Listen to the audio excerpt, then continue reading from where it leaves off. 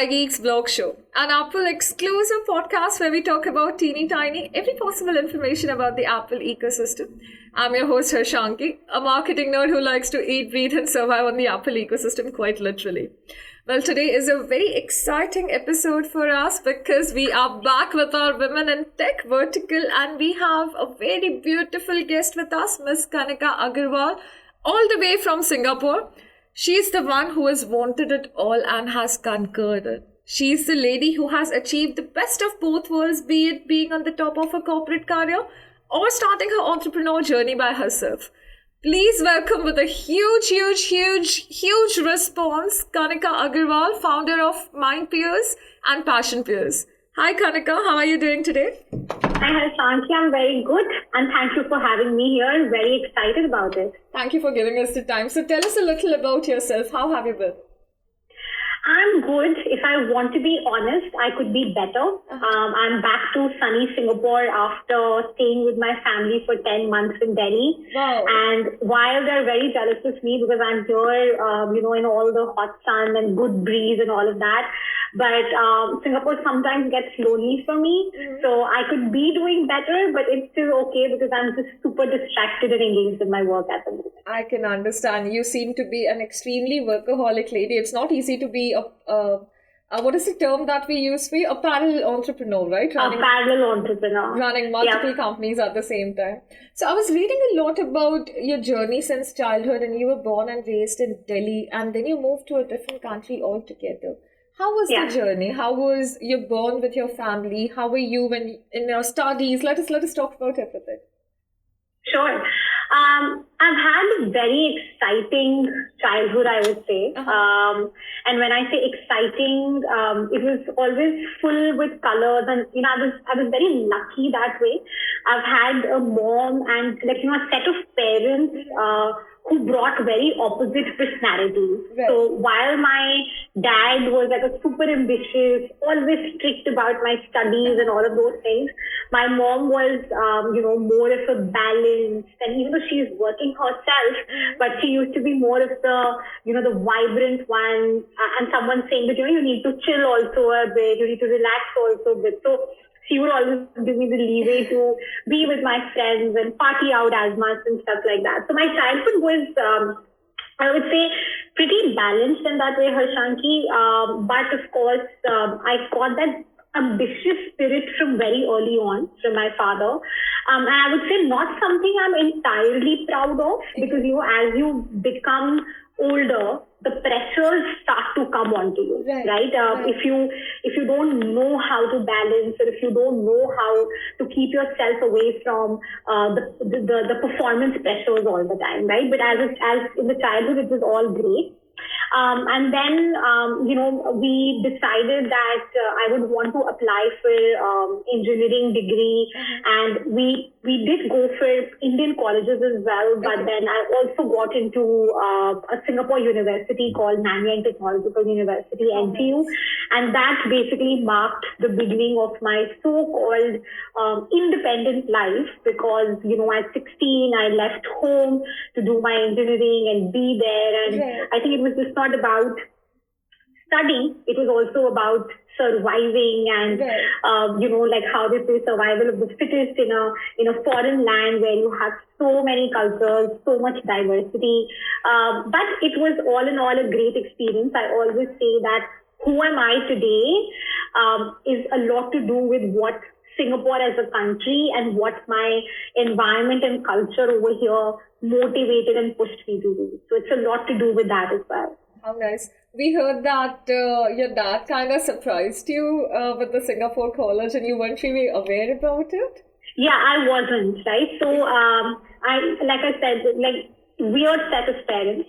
They never wanted me to, get out from their sight. So what we had literally decided on was that either I'll go to, let's say, an IIT or engineering college in India. But, maybe I knew from within that I'm not an IIT material, and I say that very proudly.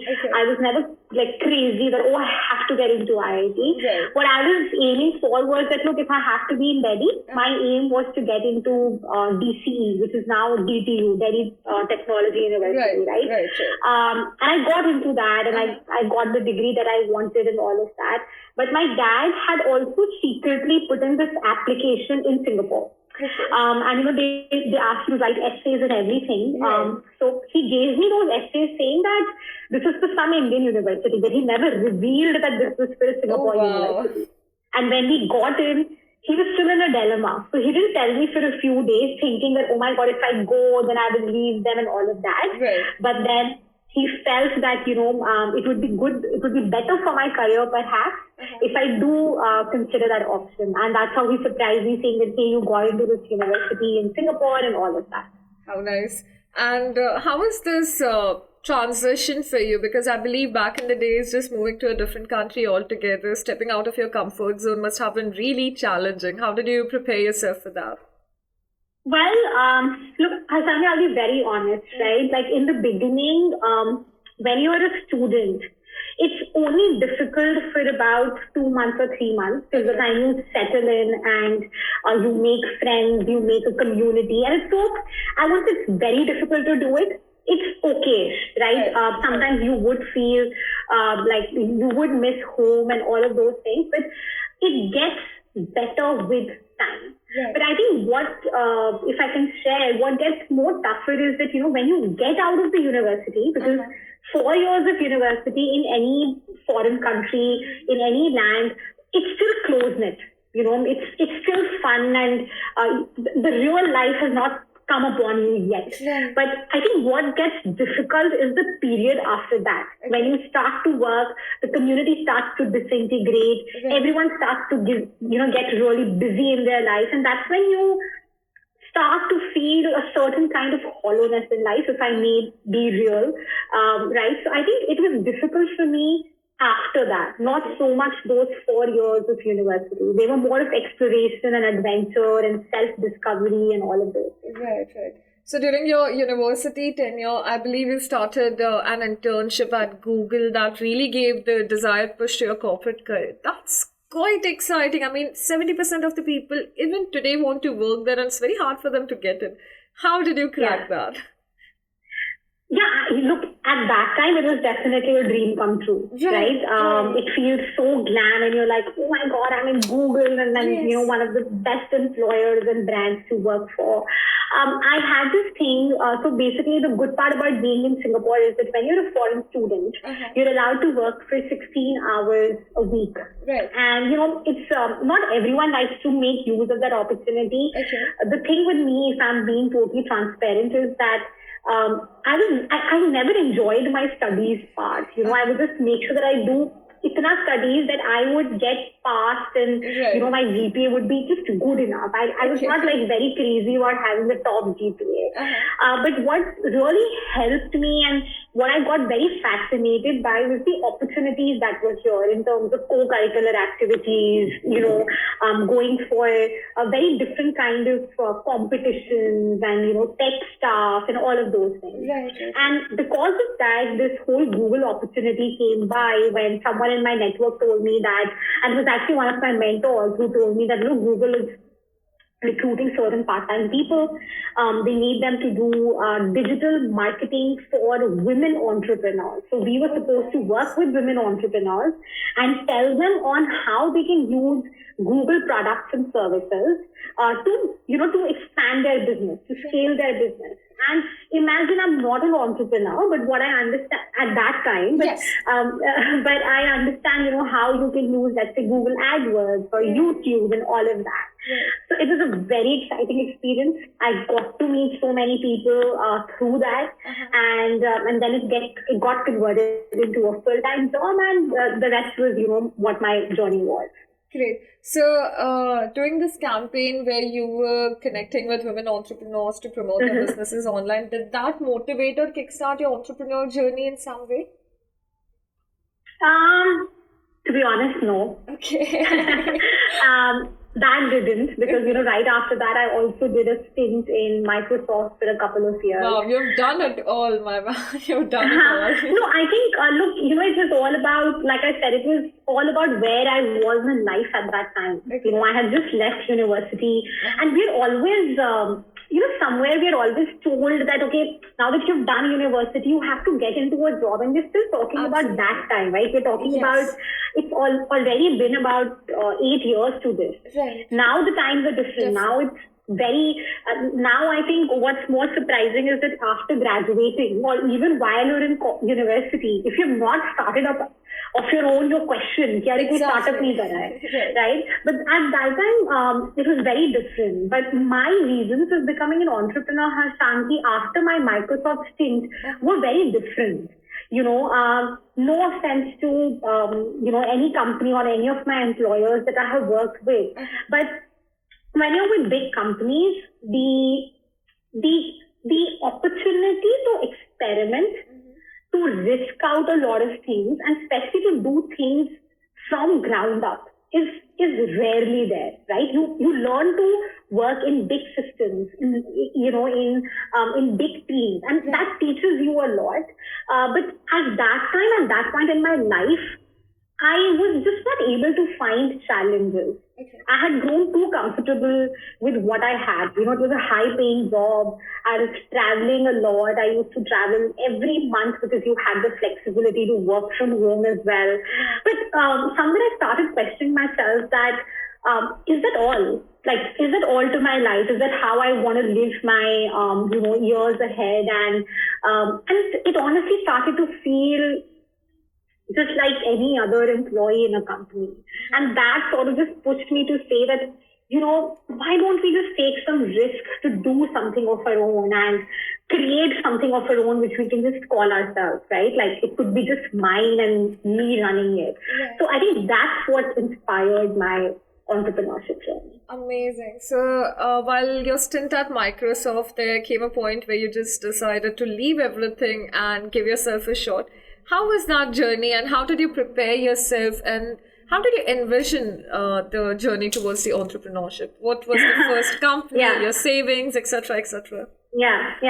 So I think one thing, we can never plan to, predict what's going to come our way when you become an entrepreneur. Right.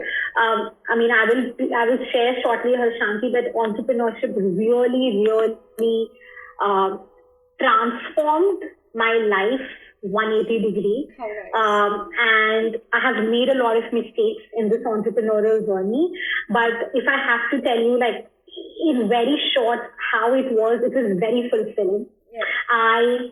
I had started off by just saving $10,000 because obviously I was being paid in dollars, and I did not have the habit to save at that time, right? Because I was traveling so much, I was living my life. And then when suddenly I made this decision, I saved only $10,000, telling myself that, it's like, if I can say it in Hindi, we say aar ya paar. So I told myself that, it's going to be either there's an uphill for me, or it is like, the startup will not take off at all, and then I'll see what to do, right? A lot of people always say that if you're into something, don't think of backup plans and all those things. It depends from person to person. I was someone who always likes to have a backup plan, right? Because it just gives me assurance that, if something does not work out in the moment, I can always fall back on that, and I can then come and rethink things, right, without being too much under pressure. But anyway, so I started off with these $10,000. Obviously, entrepreneurship is a lot of struggle, right? We have glamorized it so much. Our society has glamorized it so much. But it's a lot of struggle because you give up on your comfort. You give up on a lot of your luxuries, and I just don't mean to say materialistic or money-led luxuries. You also give up on your personal relationships, on your spare time. Everything individually takes a lot of toll. But it's fulfilling in the sense that you learn so much. That, if you today ask me that, Kanika, would you go back to doing a full-time job? My answer would be never, ever. Right? The journey was obviously filled with struggle, but I understood that maybe as a founder, you have to wear a lot of hats. Absolutely. If I was earlier just good at creative part of it, marketing part of it, I now have to be good at finance, networking, creating relationships, and knowing how to sell properly, all of those things. So you have to don a lot of hats. You have to learn on the go, but always have a time frame in your mind that this is the milestones I want to reach by hook or by crook. Awesome. So that kickstarted your entrepreneur journey. I believe that was the year 2016. Let's talk about your first venture. Yeah, so I think my first venture being Mindpeers, so that's a digital agency. So the likes of, your FMCG brands and all of that. That journey, Harshanki, was, I would say, easier than what I have with Mindpeers right now. Okay. Because it was a B2B services company, we became profitable in year one itself. Right. I got it to a multinational, to become a multi-million company in the second year itself. All of that, the team expanded a lot. But what I learned the most from that was that how human resources and how people as resources are so important. So it was a very fulfilling journey. But then I switched to Mindpeers. How nice. Let's talk about Mindpeers. That is, I believe, your baby and your most passionate project. I've been dying to hear about it. Yeah, absolutely. So that's the current one. Now, the irony being, and like I was telling you, that I think life starts to happen to you, like we say, in your 20s, once you have graduated and you start to realize there is so much to do and all the pressures. So while the first company was doing pretty good, like I said, I quite ignored my health overall. I was literally working 16 hours, and that's something that, we entrepreneurs tend to make mistake of. And even, when you're out there in the market as an entrepreneur, a lot of people say, it's hustle culture, entrepreneurs go to hustle, you should hustle, and all of those things. Now, in all of that, you forget that, you're a human too. Okay. You're just like anyone else. And I actually went through severe anxiety because of the burnouts and the stress that I had put myself through. So I was not getting enough sleep. I was not giving my mind enough rest and all of those things. And that helped me realize that I have something called mind in my body, which I need to take care of, which has been burned out. And I was going through severe hyperventilations and finally, got to know from the various people that I spoke to and all of that it was actually anxiety, right? So, and I started to do my thesis to understand that, how can I get help? All of those things was very, very difficult to get the quality help that I was looking for. And the funny part was that a lot of us don't know, but it's so common that when you go through a mental health issue, it manifests itself in the form of physical symptoms a lot of times. So imagine getting a backache because you're super stressed, or continuously saying that, hey, I have headache for continuously 7 days. The first thing that comes to your mind is, is it a physical problem that I'm going through? You would get your tests done and all of those things only to realize that, physically all the reports are fine.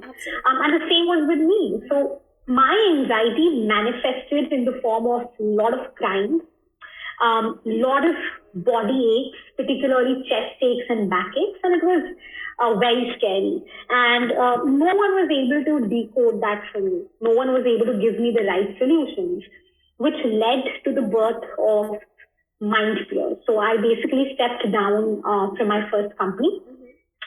I'm just on the board and I hold shares and all of those things. But then I got full time with Mindpeers. More than a business, it became an impactful, driven thing for me. It inspired me because when I became so vocal about my issues, So many people came up and they opened up to say that, hey, even I go through this and all of that. And that's how Mindpeers came about. And now it's been 2 years since Mindpeers has been live, and I've been fully focusing on scaling this business. That's great. So what is the target group that Mindpeers caters to? Are you only catering to Indian audience, or has it become global by now? Yeah. So, Harshanki, we obviously started by catering to Indian audience. Okay. We have people mostly from 16 to 38 years old right now, wide variety. But most of our, I would say, core audience who comes to us are people between the ages of 23 to 30. Okay. That's a very hot segment for us. We are most prevalent in India at the moment, followed by Southeast Asia, but the platform is now available globally. So there are a lot of people who come in from US, UK as well. That's amazing. And what percentage of that are women, if I'm allowed to ask you this question? Sorry, I missed, like the voice broke for me. What percentage of that is women, if I'm allowed to ask that question? I know the exact number. So we have 72% for women, and the rest are like men. Oh my God, that's huge. That's huge. What do you think are the primary challenges that they're facing, that they have to?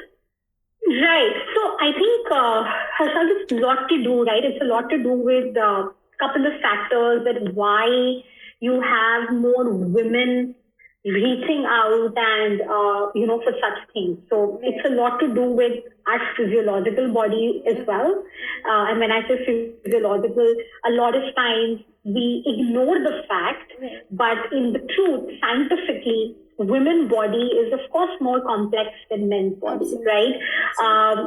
Talking about menstruation, PCOD, being a mother, we go through a much more diverse and wide range of hormonal, emotional, mood problems that leads to things like anxiety, depression, more loneliness, and all of that. So it's a lot to do with our biological formation of, our bodies as well. And second of all, it's a lot to do with societal factors as well, right? Like the way women are still, there's a lot that we need to do to reach somewhere or to do something in life. I think the societal factors contribute a lot in as well. But, personally, I have seen, which is such a great thing, that now more women are vocal about everything and anything that they go through. So it's a lot to do with that also, because if you look at the other side of the spectrum, men are more shy, or let's say men hold up their emotions much more than women do, right? So that's a totally different issue in itself, but I think these are some of the reasons why you see more women taking up, help or asking for help in this area. Right. And I believe another possible reason could be the stereotypes that the women face in their corporate or their entrepreneur journey. And I'm sure you must have had your shares as well, if you're comfortable sharing a couple of them with us. Yeah, sure. See, I think, surprisingly, being stereotyped as women entrepreneur and going through those issues were very less in my case. I'm going to be very honest. There were, but they were very less. Okay. With me, more problem was, Harshanki, to do with my biological cycle, so to say. My biological cycle had a lot of, I would say, contribution in the mental health or the mood swings that I would go with, right? My menstrual cycle getting affected sometimes, or just having confidence because of body image issues and things like that. And it's a very common thing to have, right? But if you're asking about women entrepreneurs sort of issues, I think the thing is that firstly, it depends on you also, right? You yourself need to start identifying as an entrepreneur and not as a woman entrepreneur. That's the most important thing. And I would say that I don't, like I told you, I haven't gone through a lot in that area. I have always been, whether be it the corporate ladder, especially the corporate ladder, I never felt that I'm a woman employee. I was treated more than equally than my male counterparts. it's also a lot to do with how I have been brought up in my family. Like I have a younger brother, but actually I was more favorited over him. I was given more opportunities over him. So my confidence always came from there as well. And when it came to entrepreneurship, I think because I know that a lot of people will get inspired, or people joining are looking to become, let's say, women entrepreneurs. I'll be very transparent. I have gone through certain issues when it comes to investment or investor fundraising, where a lot of times probably they ask you about your marital status. They ask you about the common word of settling. Singapore didn't have that, to be very honest. I faced that in India because, the company Mindpeers is headquartered out of India. And I was taken aback initially. There was one investment conversation I was in with an investor, and he asked me that, do you have a partner? And, I thought he's asking me about my co-founder. Like, do you have a co-founder or not? And he was not present at that time. So I started explaining that, yes, I have a co-founder and he does this to this. He said, no, I'm asking you that, are you attached to someone? Are you married? Do you have kids? And, that's when I told myself, it was the first time this happened. I was taken aback. But then I also knew that these are not the kind of places I want to waste my time on. Right? You learn from your experiences, but to be very, very honest, it could be a very different experience to me altogether. But it's only just 1 to 2 times something like this has happened with me. But rest of the times, I think I've never been seen, so to say, as a woman entrepreneur, or I have been differentiated or things like that. Never like that. Not with me at least. That's beautiful, right? But I remember when we were talking, and I've also read that about you, that you've had a lot of challenges within yourself. You've had a lot of issues with yourself throughout the years. How did you cater to that? How did you deal with that? And how are you dealing with them even today? Yeah, I think those are more to do with issues that come with entrepreneurship, Harshanki, right? Like the pressures we put on ourselves, the stresses that we put on ourselves. And I think it's common to all entrepreneurs. Absolutely.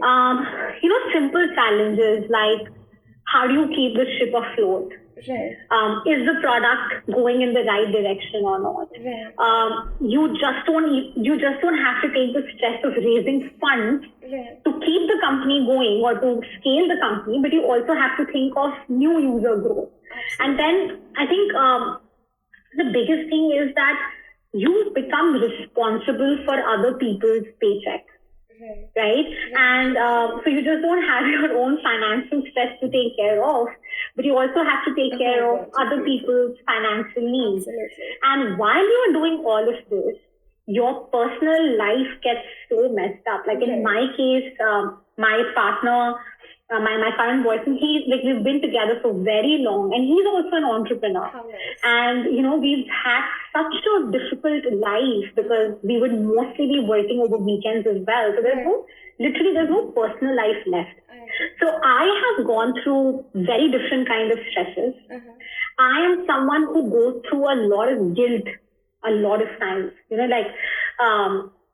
It used to happen earlier on that if I was not working on weekends or if I was enjoying myself, I would say that, I'm being so unfair to my business, because I'm not working. So that guilt is very automatic. It comes into you if you tend to have too much fun and little work.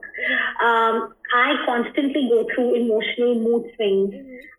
My PMSs are not so fine, which affect my functioning, my everyday functioning for those 3 to 4 days.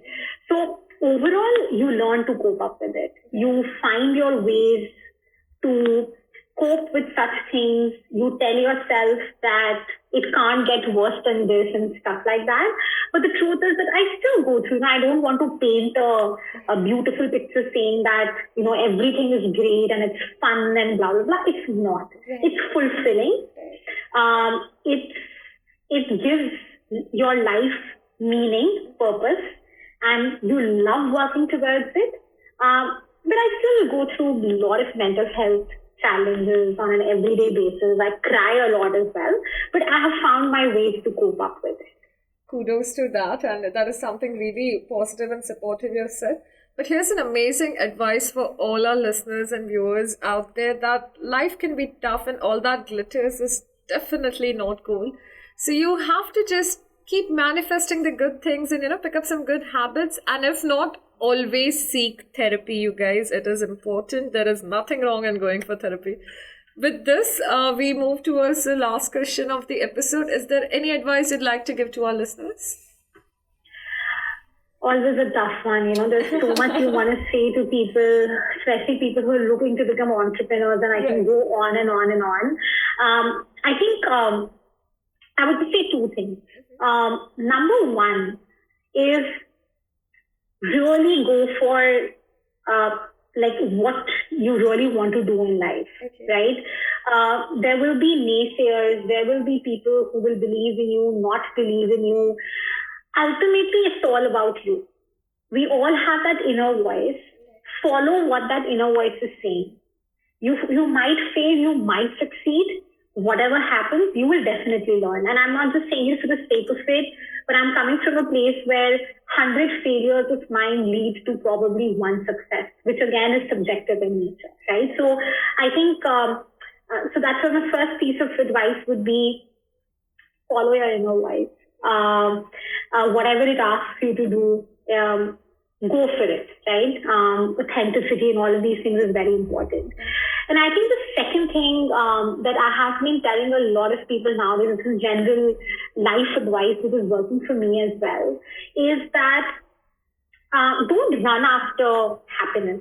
It's a very subjective term, a very never-ending term. I would just recommend everyone to read this book called Man's Search of Meaning by Viktor Frankl.